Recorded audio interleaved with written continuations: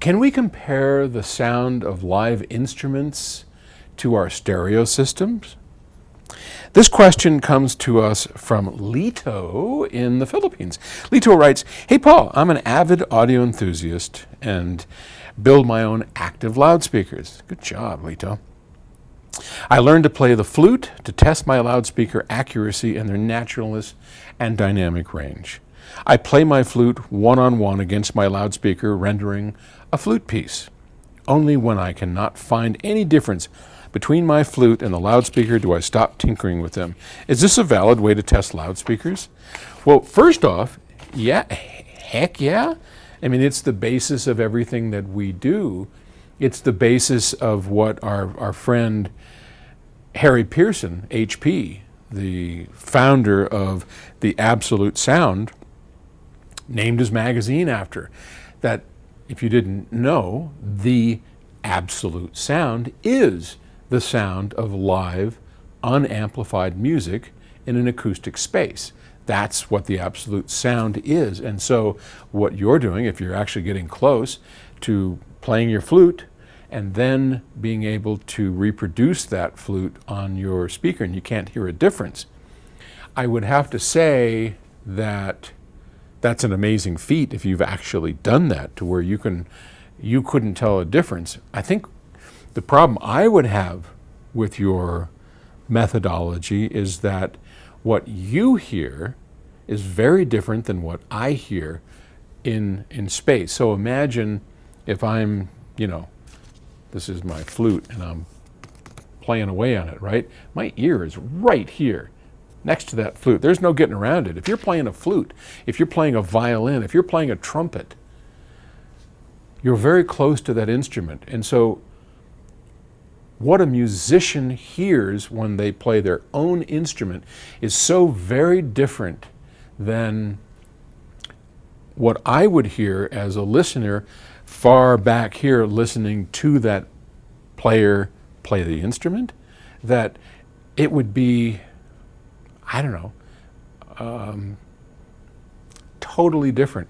I talk to musicians all the time because one of the things that fascinates me about what we do is the idea that most musicians I know have pretty crappy stereo systems. And you'd think of all the people out there, a musician would have, the best set of ears. He would know beyond anything what live unamplified music sounds like, or even amplified music because they're over here playing it, right? And they know that their stereo systems don't come even close to what they hear. So I've always been fascinated with why don't musicians have good stereos? Some do, but most don't. In fact, most of the conductors that I know absolutely do have, but of course they're listening at a distance and they want to recreate that in their homes. But musicians, not so much. I think part of the problem is that musicians are used to hearing their own instruments and others in a very close, tight proximity to where it just sounds very different than reproduced on a stereo system. All that said, and that would only apply to you, Lito, because you are the flautist. Is that right? Flute player, flautist? Nah, whatever. Hope I didn't just make that up.